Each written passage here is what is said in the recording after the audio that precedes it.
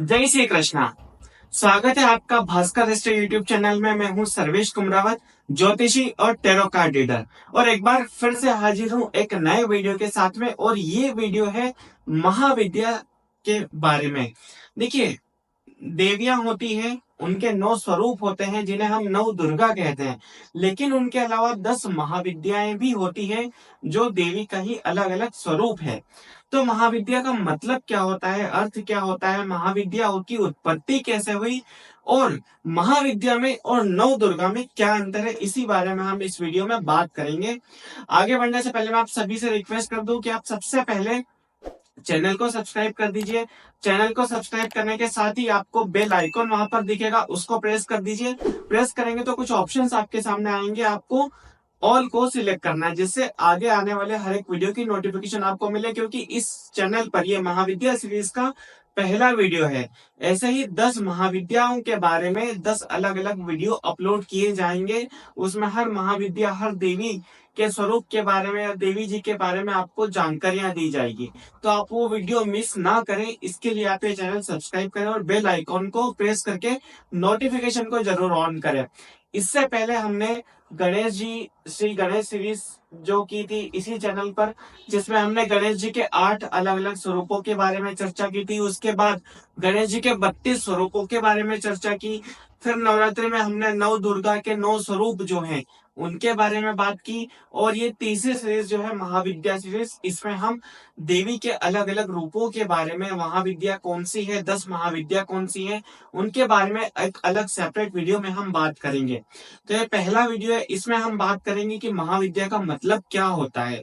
देखिए, महाविद्या 2 शब्दों से मिलकर बना है, 2 शब्द, महा और विद्या।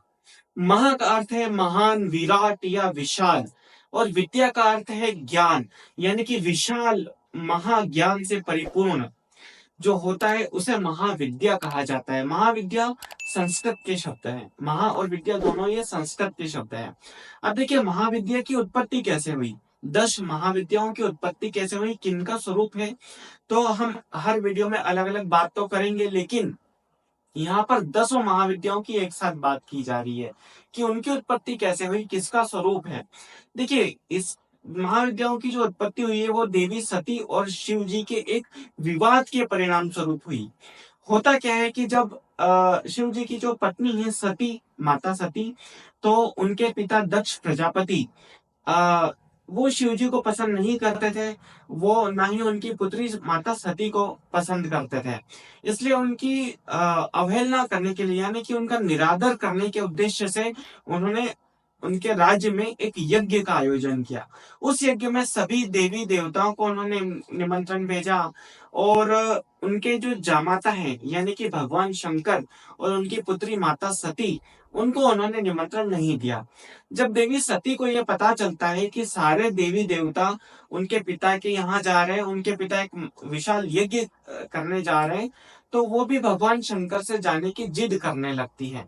लेकिन भगवान शंकर हर बार उनकी बात को इग्नोर कर देते हैं, उनकी बात पर ध्यान नहीं देते हैं। इससे देवी माँ थोड़ी सी क्रोधित हो जाती है और वे माँ काली का रूप धारण करती है। जब वे माँ काली का रूप धारण करती है तो शंकर जी को लगता है कि माँ सती क्रोधित हो गई है, और उन्हें भय होता है। इस कारण से शंकर जी भागने लगते हैं। जब देवी सती जो जिन्होंने काली का रूप धारण किया हुआ है, उनको यह आभास होता है कि भगवान शंकर उनसे डर कर भाग रहे हैं, तो फिर वो एक अलग देवी का रूप धारण करती हैं। जब वो पूर्व दिशा में भागते हैं तो एक अलग देवी वहां पर प्रकट हो जाती है। जब वो पश्चिम दिशा में भागने लगते हैं तो वहां पर एक अलग देवी प्रकट हो जाती है। ऐसे 10 दिशाओं की ये 10 महाविद्याएं प्रकट होती है। जब 10 दिशाओं से भगवान शंकर देवी के अलग अलग रूपों से घिर जाते हैं, तो फिर वो 10 महाविद्याएं कहलाती हैं। अब 10 महाविद्याएं कौन सी है, तो 10 महाविद्याओं के बारे में एक श्लोक में कहा गया है। वो श्लोक मैं आपको बता देता हूँ। काली तारा महाविद्या षोडशी भुवनेश्वरी, काली तारा महाविद्या षोडशी भुवनेश्वरी, भैरवी छिन्न मस्ता च विद्या धूमावती तथा बगला सिद्ध विद्या च मातंगी कमलात्मिका, एतादश महाविद्या सिद्ध विद्या प्रकीर्तिता। तो ये इसमें 10 महाविद्याओं के नाम आए हैं। कौन कौन सी 10 महाविद्याएं हैं? पहली महाविद्या का नाम है माँ काली यानी कि महाकाली। दूसरी महाविद्या हम जानते हैं देवी तारा के रूप में। तीसरी जो महाविद्या है उनका नाम है षोडशी या फिर उन्हें त्रिपुर सुंदरी के नाम से भी जाना जाता है। चौथी महाविद्या है भुवनेश्वरी। पांचवी महाविद्या का नाम है छिन्नमस्ता। छठे नंबर पर आती है माँ धूमावती। आठवें नंबर पर आती है माँ बगलामुखी। नवे नंबर पर आती है माँ मातंगी और 10वें नंबर पर आती है माँ कमला। तो ऐसी ये 10 महाविद्याएं हैं जो 10 अलग अलग दिशाओं का प्रतिनिधित्व करती। अब हम जानते हैं कि महाविद्या में और नव दुर्गा में क्या अंतर है। देखिए, ये बहुत ही सामान्य सा प्रश्न हो सकता है जिसके बारे में आपको जानकारी होनी चाहिए कि भाई नव दुर्गा के 9 स्वरूप सभी को पता है, मैक्सिमम लोगों को पता होंगे। 9 स्वरूप है जिनकी हम आराधना करते हैं। चैत्र नवरात्रि में जो अश्विन मास में नवरात्रि आती है उसमें भी हम देवी माँ के 9 अलग अलग स्वरूपों की उपासना करते हैं। और 10 महाविद्या इनकी उपासना कब करते हैं, इनका नाम तो जैसे अभी मैंने बताया। लेकिन महाविद्या और नव दुर्गा में क्या अंतर है? देखिए, मूल रूप से तो नव दुर्गा और महाविद्या एक ही देवी माँ शक्ति स्वरूपा के अलग अलग रूप हैं। लेकिन एक मान्यता के अनुसार जो नव दुर्गा है वो देवी पार्वती का अलग अलग स्वरूप है, उनसे प्रकट हुई है। और जो 10 महाविद्या हैं जो अभी मैंने जो कथा बताई 10 महाविद्याओं के प्रकट होने की, तो वे माँ सती यानी कि माता सती के शरीर से प्रकट हुई है, उनके अंश से प्रकट हुई है, उन्हीं की शक्तियां हैं 10 महाविद्या। तो नौ दुर्गा है, नौ दुर्गा कौन कौन सी हैं? पहली जो नौ दुर्गा है वो है शैलपुत्री, ब्रह्मचारिणी, चंद्रघंटा, कुष्मांडा, स्कंद माता, कात्यायनी, कालरात्रि, महागौरी और सिद्धिदात्री। ये 9 महादुर्गा के रूप है। और 10 महाविद्या जो माता सती के द्वारा प्रकट हुई है वो जिनके मैंने अभी नाम बताए। तो एक तो ये अंतर हो गया। दूसरा देखिए, नौ दुर्गा की उपासना कब करते हैं? जो अश्विन मास में और चैत्र मास में जो नवरात्रि आती है तब हम नौ दुर्गा की उपासना करते हैं, शक्ति की उपासना करते हैं। और शक्ति की जो स्वरूपा देवी हैं ये नौ दुर्गा हैं। लेकिन 10 महाविद्याओं की उपासना कब करते हैं, कौन करता है? देखिए, 10 जो महाविद्या हैं वे तंत्र की सिद्धि के लिए, जो लोग हैं जो तंत्र सिद्धि करना चाहते हैं, जिनको कोई विशेष सिद्धि की आवश्यकता होती है या विशेष सिद्धि प्राप्त करना होती है, तो देखिए 2 नवरात्रि के अलावा पूरे हिंदू नववर्ष में 2 गुप्त नवरात्रियां भी आती हैं। तो गुप्त नवरात्रि में माँ महाविद्याओं जो 10 महाविद्या हैं उनकी उपासना की जाती है और वो गुप्त रूप से की जाती है।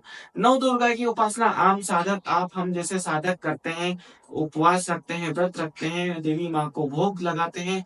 लेकिन 10 महाविद्याओं की उपासना आम लोग नहीं करते। जिन्हें विशेष सिद्धियां प्राप्त करनी होती है या जो तांत्रिक होते हैं या तंत्र सिद्धि प्राप्त करनी होती है, वे गुप्त रूप से गुप्त नवरात्रों में ये 10 महाविद्याओं की उपासना करती है। हर महाविद्या की एक अलग शक्ति है, अलग स्वरूप है, अलग अस्त्र है, अलग शस्त्र है, जिनके बारे में हम आने वाले वीडियो में बात करेंगे एक एक करके। और जो अगला वीडियो आएगा वो पहली महाविद्या माँ महाकाली के बारे में आएगा कि उनकी उत्पत्ति कैसे हुई, क्यों हुई, उनका स्वरूप क्या है, उनके भैरव कौन है और क्या अस्त्र शस्त्र वो धारण करती है।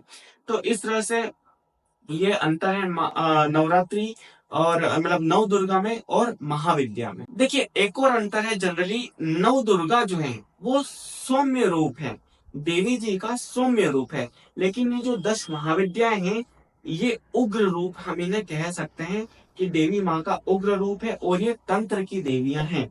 देखा जाए तो एक ही शक्ति से ये नव दुर्गा भी प्रकट हुई है और 10 महाविद्याएं भी प्रकट हुई है, क्योंकि माता सती का जो पुनर्जन्म है वही माता पार्वती के रूप में हुआ था। तो हैं तो दोनों एक ही, बस अंतर इतना है कि माता सती का जो अंश है वो 10 महाविद्या के रूप में है और माता पार्वती का जो अंश है वो नव दुर्गा के रूप में है। लेकिन है तो माता पार्वती माता सती एक ही है। तो ये था हमारा पहला वीडियो, भाग 1 महाविद्या सीरीज का। आगे आने वाले जो वीडियो है उसमें हम हर महाविद्या के बारे में एक एक करके बात करेंगे। आप चैनल सब्सक्राइब कीजिएगा, आपके कमेंट जरूर आप कीजिएगा, वीडियो को लाइक किए बिना मत जाइएगा, वीडियो को ज्यादा से ज्यादा आप शेयर भी कीजिएगा। वीडियो को पूरा देखने के लिए आपका बहुत बहुत धन्यवाद। जय श्री कृष्ण।